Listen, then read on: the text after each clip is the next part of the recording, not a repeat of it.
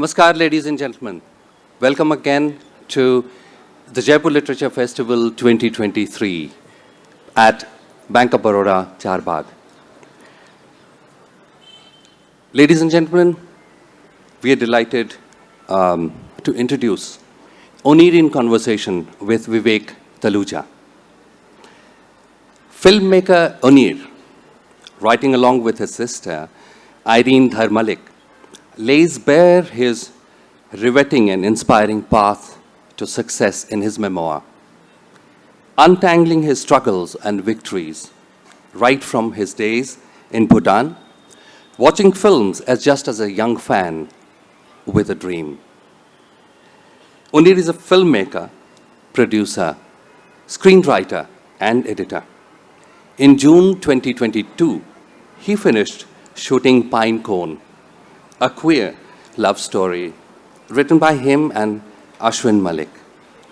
It is loosely based on Onir's memoir, which he has co-written with his sister, Irene Dhar Malik. Vivek, the author of So Now You Know, Growing Up Gay in India, a memoir, his second book, Strange Bedfellows, is out in 2023. That's exactly this year. So I'm delighted to invite upon stage Onir and Vivek. Please give them a big hand.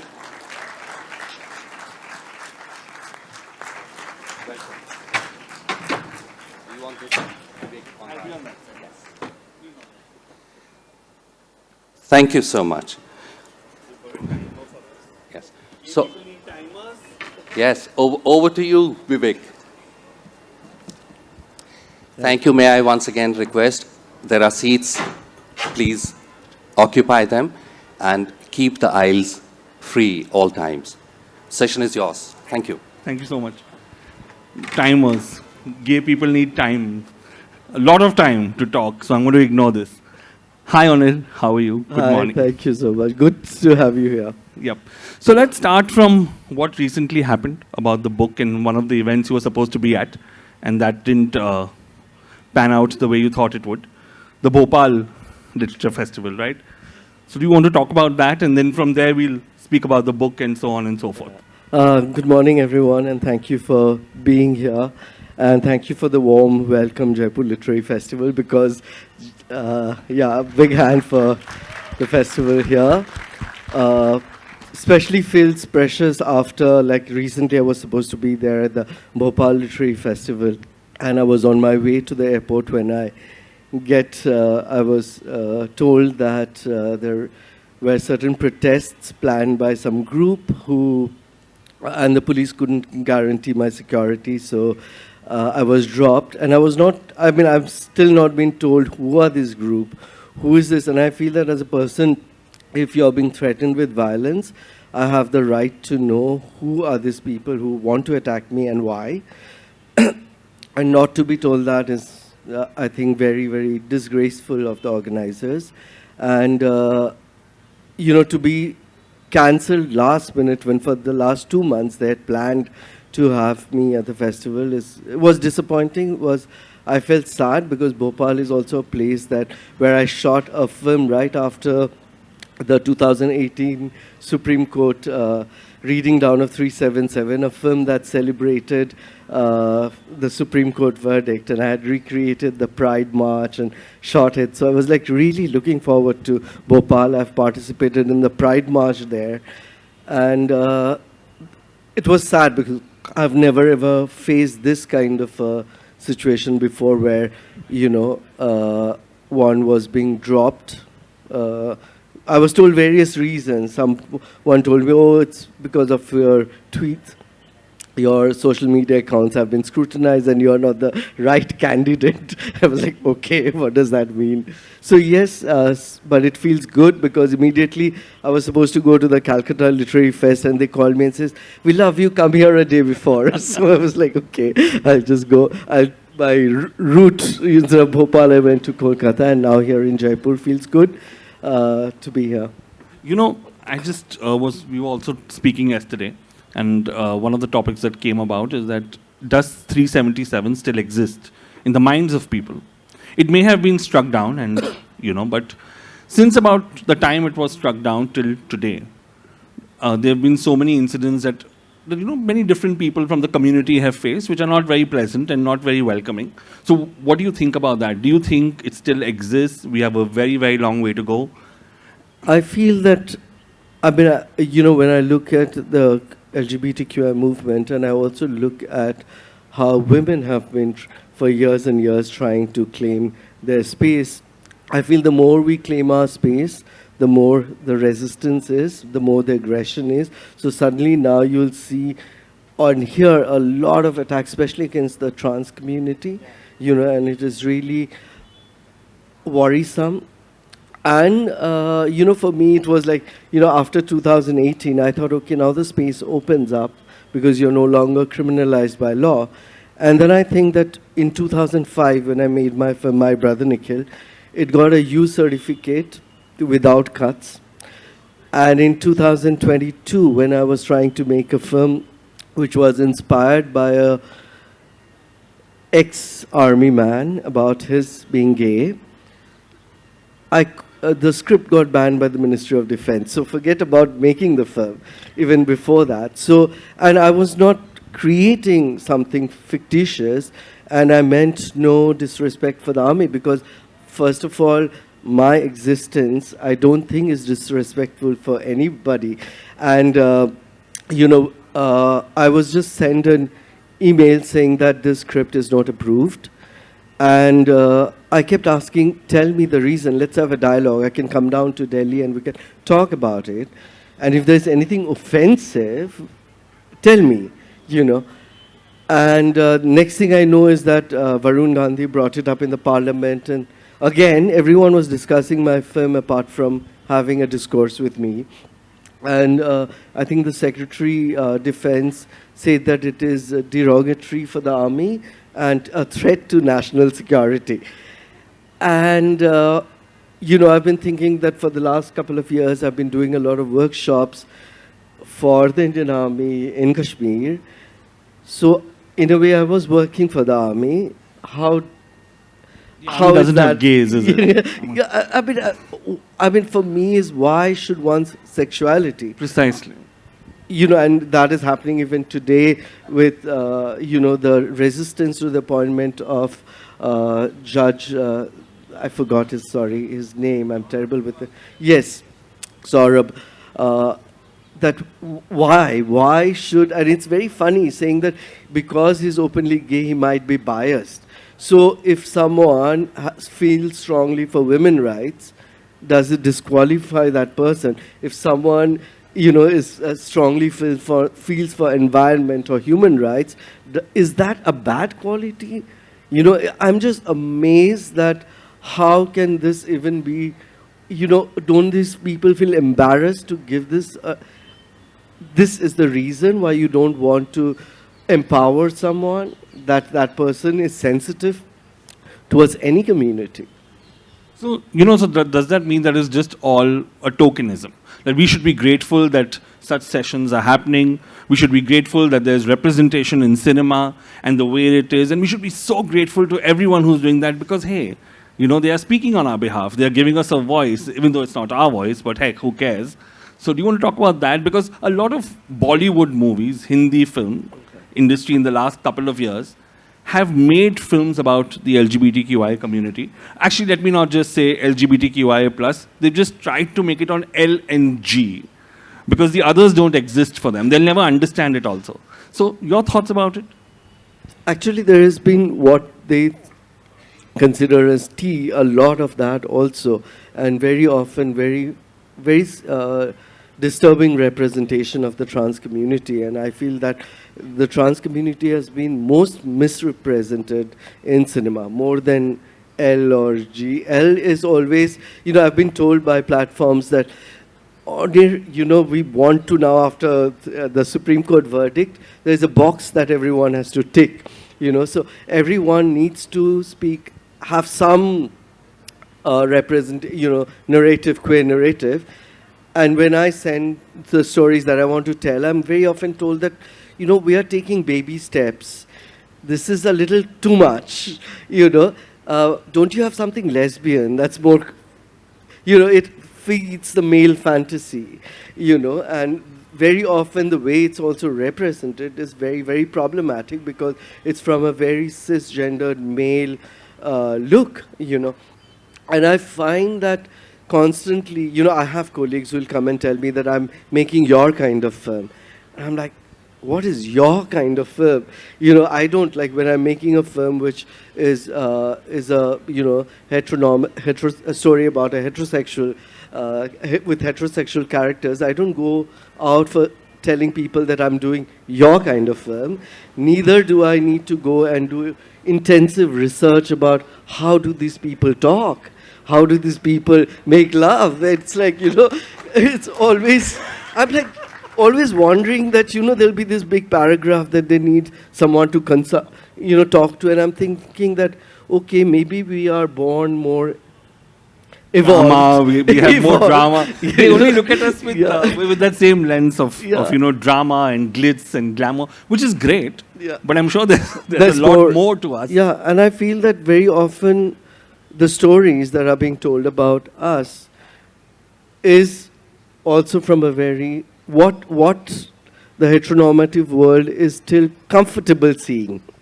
It is like, again, it's also, you have this thing that the Supreme Court has empowered gay sex, queer sex, okay. But it does not still recognize, we are fighting for, marriage rights. I mean, to be treated as equals in various spaces, be it professionally, civil, adoption rights.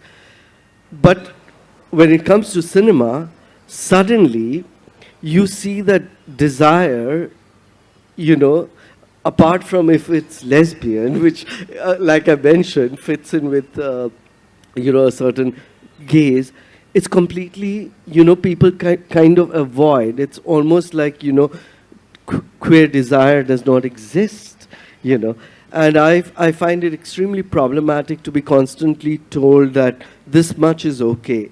Recently, a couple of days back, someone on Twitter said that, I don't have a problem with your orientation, but when it comes to threat to society and national security, equality has to be seen from that point of view. And I'm like, one, I'm glad that you accept my orientation. I too do not have a problem of you being straight, and but let me just tell you, I don't need your, certificate for, and I'm not seeking that because my life is way beyond your acceptance. It's your shortcoming, And secondly, how does national security have anything to do with my sexual identity? And come to think of it, now that you're speaking about cinema, when my brother Nikhil released, and that was, I think, about 17 years ago, 2005. Yes. And I think that was one of the first, in the sense, when I watched it in a theater with 20 other people, it felt that you were seen, that, somebody was watching you, you were visible. Your desire, your pain, your anguish, everything. And even perhaps happiness and celebration to some extent.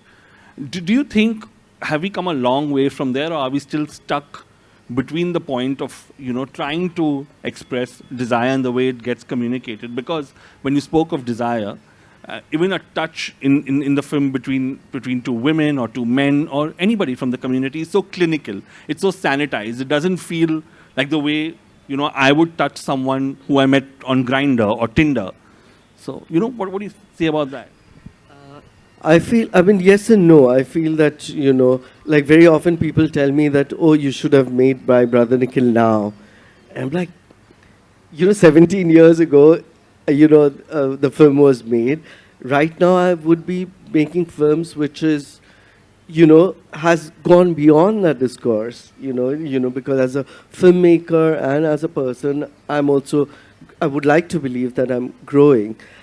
But at the same time, I see, especially now, there's a lot of films which are coming out, which is all, the focus of the films are all about the heteronormative world accepting us, and that becomes like a big thing that, oh my God, they're accepting us. family accepting us, or, like the importance of fitting in. And a lot of young people usually, especially after the book came out, have been messaging me, dealing with the fact, scared of how their families are going to react if they come out. And I keep telling them that, one, if they don't accept you as you are, that means the love that you're trying to nurture and keep does not exist, because they don't love the real you. And if that is the case, why are you wanting to hold on something that does not even exist? And you can create your own definition of family with the people who you love. So for me, like when people ask me what's the idea of love and home, for me, home is where people make me feel at home. It's people and the love that you feel that makes you feel home. And I feel that this whole notion of family is so overrated. I love that. And about that, in your book also, you mentioned about such people. And it was a long, arduous journey in that sense for you to find them and for them to find you and, to be able to call them your home. And that's one part of the book. And the second part that I want to talk about is the men in your life, which which you have been very, very vocal about in the book. And I loved reading about that because, again, it resonates. I think the queer loneliness is something that nobody else can feel if perhaps you're not queer. I don't know, I could be wrong in stating that, but that's what I feel and I will generalize it. Your idea of loneliness in the book runs throughout, from one man to the other, flitting from desire and trying to find comfort in that desire and trying to sort of, overcome loneliness, which I think is sort of generic to us to a very large extent.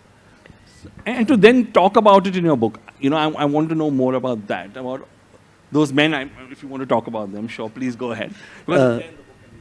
So when I was writing the book, because I was co-writing it with my sister, and because I'm like a disaster when it comes to grammar and spellings and all that, and she's always, even my Facebook posts, after I post in 5 minutes, I'll get, oh, that's spelling of yours. She's always correcting me. So the first thing there are two things I told her. I told her that don't get shocked and don't judge me, after you read that. And I remembered there was this instant where, I'd gone to a party with some friends, and the discussion came about the number of people one have been with. And this friend of mine, she said that, I've had like 7, 8 affairs. This male friend of mine, she's like 12, 13, and both of them looked at me. I'm like, oh God, how do I, I have lost count the on numbers. How do I said that, okay, I'm 53 now. If I look back, maybe like plus 500. And they were like, oh God, look at you, But I feel that, there was actually a journalist, mostly when I was meeting women journalists after the release of the book, they were like, really kind and like enjoyed all those bits. And there was this one male journalist who liked the book, but one point he says, don't you think the way you write about yourself is you come across as someone who's promiscuous? And I looked at him and says that just because my sex life is not as sad as yours, don't judge me. Kind of thing. But having said that, I feel that being queer, and for the longest time being criminalized by law, growing up first where your identity does not exist in literature. Like when I grew up, for the longest time I didn't even know the word gay, because I'm born and brought up in Bhutan. We didn't exist in biology, in our school, in anything, in history, in biology, in cinema, in literature, in ads, in social, discourse. So first, you are invisible to even yourself, And at some point, you kind of understand and, accept your invisibility and become visible to yourself, And then negotiating your relationships, your desire, your love, in a space where, you know, people are still trying to feel not ashamed of who they are. And very often people, like my friends sometimes tell me, why do you always fall in love with the wrong person? And I'm like, you know, nobody comes with a badge of wrong person, and you don't, and you just connect to someone and hope that that person at some point would be able to accept his identity, you know, and be able to stand, you know. And very often, you know, it's such a strange thing that, you know, if I would post a photo with any other guy on my Instagram, I'd immediately get inbox messages, because everybody is so judgmental that, oh, are you seeing him or are you doing him? And I'm like, you know, my life is much beyond my sexuality. You know, it's not that every person I look at becomes an object of desire, you know, because that's the way maybe the straight world looks at every woman as, you know. So we don't necessarily do that. And that's why you very often realize that people who, like I've been with, sometimes who are still struggling with their identity, would very often be scared to be seen with me in public spaces, that, you know, how would they be judged? And I always constantly fight with the fact that and that's why when we were discussing the book, it was important for me to, you know, say that I'm Onir and I'm gay, because so many people still look at it as a tag that you have to hide or be ashamed of. Like, you know, like there will be a lot of people saying that, yes, you cannot force anyone to come out of the closet. It's a choice. Of course, you know, because of the society we live in, it's, you know, you cannot force. But when you say it's a choice, do we really think about the fact, does a straight person have to execute a similar choice? No. So there's nothing, you know, it's a tragedy. You know, it's not really a choice. It's something that we are living in a society that is making us choose something where we need to hide our identity. Have you ever heard of a straight person being in a closet? No, right? So when do we start celebrating on it? Because, you know, there's this idea always gnaws at my mind, is that when we look at cinema today, it's a very particular section that it's catering to, like you said, you know, that you feel safe and family is accepting and blah, blah, blah and all of that. But will there truly be stories of real celebration? Amidst all the promiscuity, amidst all the sex and desire and loneliness, we are happy people to a very large extent. We would think that we are. But that somehow gets missed in all narratives as such.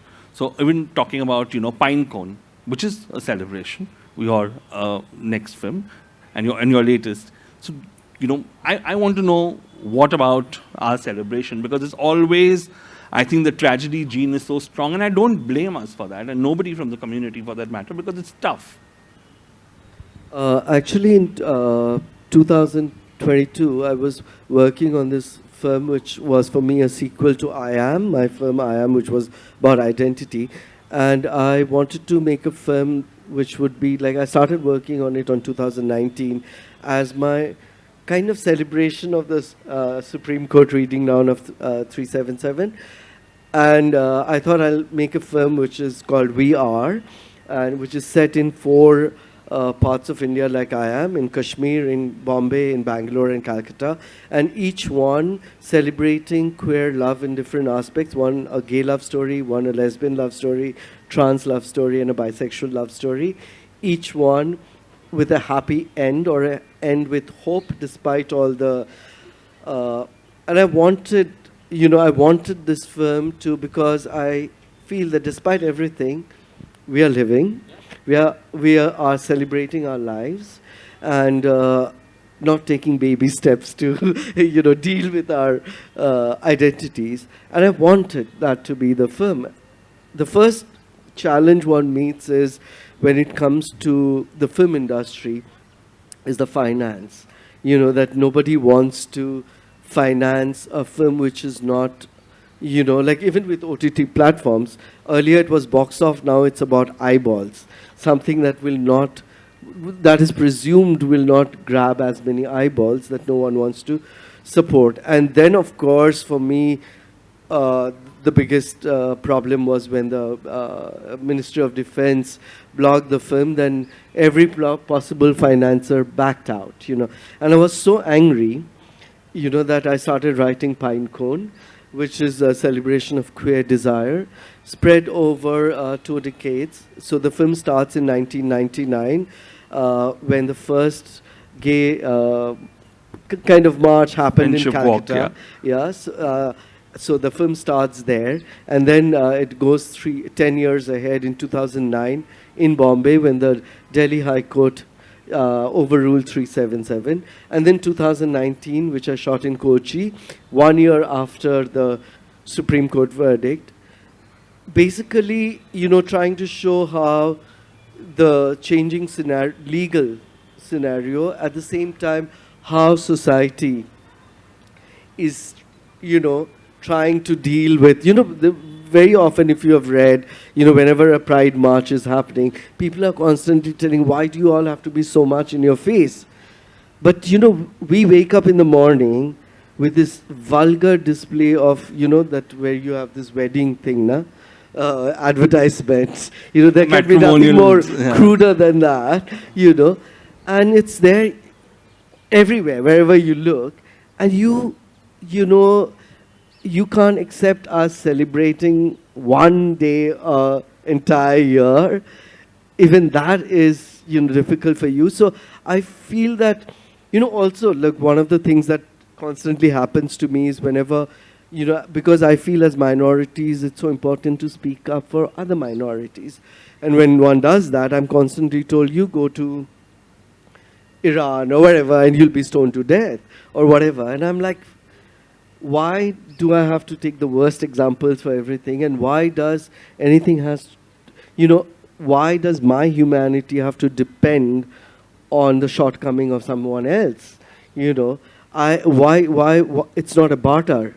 Why should that be? And this is what I feel, that the constant, where is the minute you are, speaking up for something, you are also targeted constantly as a queer person. Anything else you speak, then you're like, oh, but, right from wanting to, like really obscene trolling that happens at times, targeting your family, targeting your identity, that sometimes you wonder that why is it so difficult?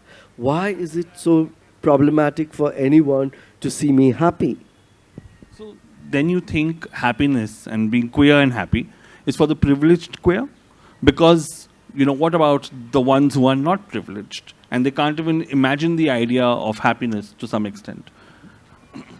Of course, I feel that I'm in a place of privilege, but at the same time, I feel that very often definitions also create certain, because I feel as a country, we were quite homoerotic. You have, totally, definitely. and like you go to the rural areas, men walking in hand, being extremely physical with each other. As long as you don't use the word gay, everything is accepted, but it all exists and people have happiness. It is just that now when we want it to be recognized, suddenly we are, absurd thing that it's a Western culture, where people are constantly denying our own history. People who, claim to be the upholders of Indian, whatever that is, culture.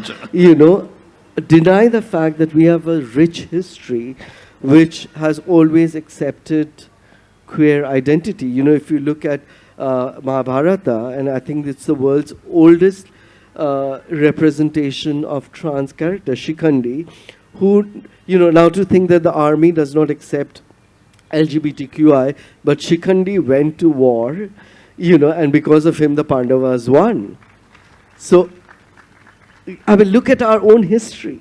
It's similar, like till recently women were not allowed to go for combat, right? But we celebrate Rani Lakshmibai. So, we don't look at our own history where, be it people from queer community or women, have held positions of, of power and of strength. And we're constantly being, I think that is a very, like the fact that 377 is actually a British import. I want you to read something from your book for people. The part that I love is the last chapter. You want to start from here? You decide. You decide. Yeah, so you decide. So read from here till you maybe the end of your poem. Whatever. You decide. Start from here and we'll finish. All right. Yeah. Go for it. No, I can't. Of course, I would love you to read. I'm terrible. I'm like. I don't think so. From the way you've been speaking, I don't think you're terrible. No, really, let them have a please, glimpse of your writing. I think, and it's I'm beautiful. honestly, I'm like really conscious when I'm coming to reading it. I'm sorry. I'm like a No, disaster. that's all right. I won't ask you to read. All right. I would request everyone else to read it. Yeah, that you should. In I Am, towards the last portion of I Am, the fourth story. And while I was reading the book, I didn't realize that you had picked that up from life. That it happened to you the way you portrayed it on cinema. Actually, no. What happened to me was after that. So it's almost like, when something similar was happening to me, I was thinking that, my God, the horror that I imagined is what I was experiencing. And very often I've been realizing that there are things that sometimes I've, written in my films and things have happened later. And for me, it was very interesting. In 2005, when I was doing My Brother Nikhil, it was inspired by the real life story of Dominic. It's not a biopic, but it was. And I was thinking, if someone had to tell my story, who would it be? And that's how I named the film My Brother Nikhil. I thought of my sister. And 17 years later, when I wrote my book, my sister co-wrote it with me. So in a way, it was very, I find it in various spaces that life and representation, for me, in the films that I do, somewhere, I think they are very, mostly, I've never done a film that has been commissioned. I do what I want to. I'm present in a very, like, the shadow, my experiences somehow come into the characters. When I was writing My Brother Nikhil, I would, when I was writing the dialogues, I could hear the characters speak to me, and that's how I would write. And so it becomes a very, very personal journey. And so, how did this book happen? I'm asking the first question, the last, because I think because it was a very strange story. Not strange, but strange. It was a very, how do I put it? It was a very coincidental kind of a thing that happened to you. I think it's all thanks to my agent Kanishk, because I was not thinking of writing a biography at all, and I had reached out to him for the book rights for The Carpet Weavers, and he started, just pushing me that, Onir, you should write. And I'm like, no, I'm like, it's too early. What do I write? And I was very, very reluctant. And he was after me for nearly 3 years. And during COVID times, I was discussing with my sister that, if I have to write, and considering today's climate when anything and everything, can be attacked, I was a little worried also about, because if I write, I said I will bear myself. It has to be me, a quote-unquote naked. Otherwise, I don't want people hate or love the person I am. I'm okay, but I don't want to present a me that's not me. And then it was again my sister who finally said that, yes, I think you should write, because I realized that you had no references. You had nobody, and for young people, growing up people, it's important to have references. And ever since the book has come out, there have been so many people who, from bookstores, from the airport, have clicked a photo and sent it to me and said that, just to see I'm gay makes us feel that we are visible and there's nothing to be ashamed. So I think that was what, was my sister again, her telling. I felt convinced because she kind of, encouraged me. And for me, like, it was really, I was very worried about how my mother, is going to react to it. So when she was reading, she read, and she's like, yeah, it's nice, couple of things you've written. I wrote about her love affair also.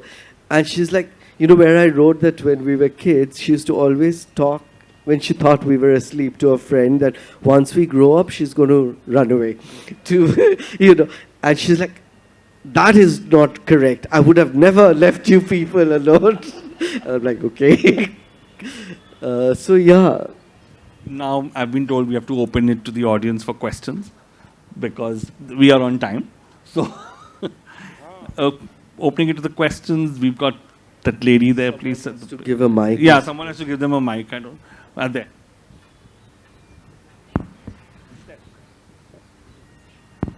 Thank you so much, Onir. As someone who is queer, Muslim, and with roots in Lucknow, I just want to thank you so much for your work and for your persistence. My question has two parts. The first part is, what are important queer stories that we have yet to be told? Whether they're filling certain gaps or just looking ahead, certain stories that you'd really love to be told. And my second part to this question is, you mentioned barriers or challenges to certain films being produced or stories being told, whether it's finance or producers saying they want to see baby steps. How do we overcome those barriers? I feel in terms of stories, there is just our stories we have not even started telling. It's all, like I mentioned before, most of the narratives that I'm talking specifically of Indian cinema that is there is still talking only about acceptance. But like I mentioned, all of us have so many other stories of, apart from the struggle, that we are also of the celebration of our lives. And I feel that needs to be, and for me, that's the focus of my work now, that I want the celebration of our life, the happiness of our lives, to where, the story is, just, where sexuality is, of course, a part of it, but it is not, that is not about, oh my God, dealing with it. And for me, that my characters are no longer fighting within, and just like for me, I'm like, if you can't accept me, too bad. I am. So I feel that is very. I would like to see more queer, and that's why I feel it's very important to have people from the community telling our stories, because there is a difference. Queer gaze is different, just like the feminine gaze is different. To the other one, like recently when all financiers backed out of my film, by coincidence, a life insurance that I had invested in 30 years ago matured. And though my family was really, really upset, I'm like, this is what makes me happy. And I just put in the money and went in to make the film. So it's always, I feel that when you really, really want to do something, like when I was wanting to do Even I Am, there was no financiers, and I thought that, okay, there are a lot of people who message me on social media wanting to know about filmmaking, whatever. I said, let me put up a post on Facebook saying that this is the story I want to make, and you can either contribute financially or just come and work for free. And that's how, about 400 people from 47 countries co-funded and helped me make the film. So I feel that, if you reach out, there's enough people who love us. Thank you so much. Yeah, that lady there, please. Hi, Onir. I'm a parent of a gay child and extremely proud of him. But I have seen children struggling to talk to their parents. The parents could be supportive, but they don't know because they may not even know about this. So how do parents make it easy for the child to come and speak to them? I feel it's because even today, most schools do not talk about gender and sexuality while you're growing up. So immediately a queer child feels that he, she, they are lesser. because your identity is not recognized.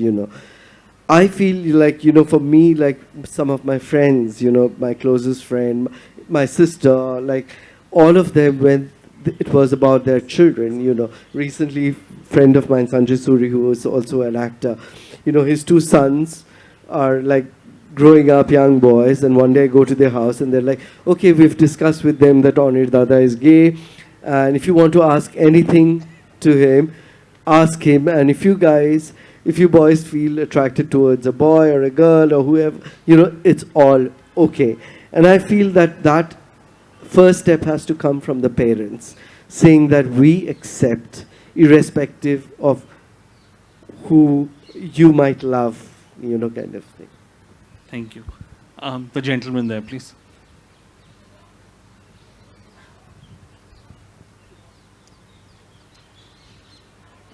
Hello, sir. Sir, I think comedy is a way actually to settle an idea into the masses very subtly and very easily.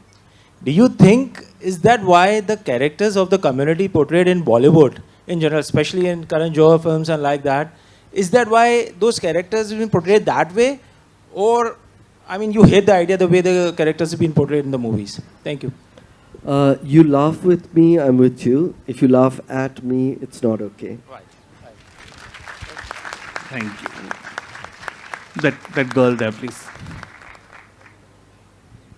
Thank you so much. As a young queer person, I just want to say thank you, because this session has made me feel seen in a way I've never felt seen before. So thank you so much A big to hug. you. Thank you. My question is, what would your advice be to young queer people who have dreams that will take us to places that would have been unfathomable like 20, 25 years back, and also for those of us who are just desperately looking for a place to belong? I feel that when I was, growing up, I'm born and brought up in Bhutan, and when I was in class 8, I had this dream of becoming a filmmaker. And also, right from the beginning, when I joined the industry, I've been open about, like, all my friends, like, in the book, knew about my identity. So I was not really closet. I don't have a coming out story, And I tell everyone that, one is very often people are scared of their identity because of thinking that, parents, the support, economic support is also something that we will lose. And I keep telling people that, yes, be proud of your identity, but it's not the end of your definition. You can, once you focus on your career, your dreams, and become, whatever you are, you have economic independence, it's easier then to say, okay, if you accept me, I'll hug you. If you don't accept me, it's your loss. You miss out on my hug, So I feel that nothing should stop us from dreaming. And today, that's why I think it's very important for empowered people to come out. Like when you look at Duti Chand coming out, it's so inspiring. She's the first sports person, I think, who came out. And to see that she's still loved, respected, what more? And I feel that that is important. That's why it's important for people to come out, because so many young people who are dealing with their identities see that, yes, it is all possible. Thank you. We have time for one last question, please. Yeah, that gentleman there, please.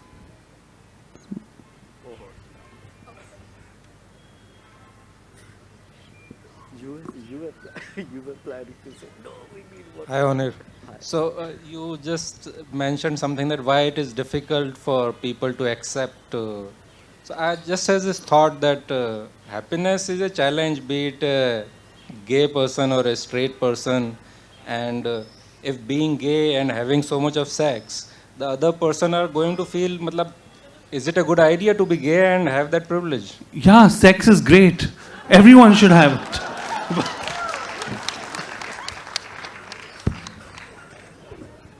I didn't quite understand.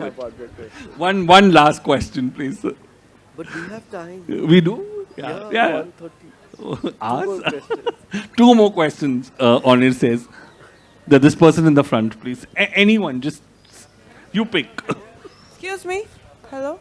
Hi, my name is Shravanti and I'm bisexual. And I came out like 5, 6 years ago. And since then, I realized as a woman, my own gender doesn't like talking to me much when I say that I'm bisexual, and men are okay with it. So, how do I make my own gender comfortable with my sexuality? I think it's very similar to a lot of, men don't feel comfortable when someone comes out as gay, and I feel that, it's their problem. I feel that, just be yourself, because your person is, your being is much more than just your gender. And if that person cannot see that, there's a problem, and I'm sure people slowly, at least in my journey, I've always felt that, being open, and then after a point, people accept you. Like I work a lot in Kashmir, and it's a society where people don't talk easily about sexuality.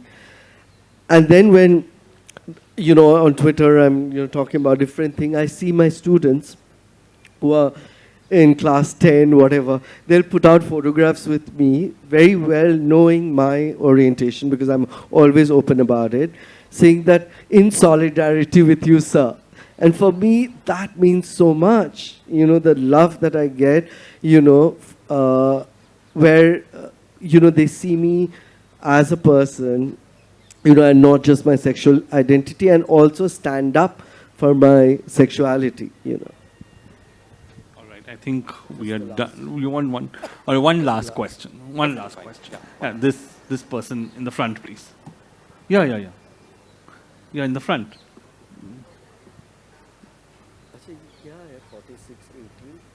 Hello, thank you so much for being here.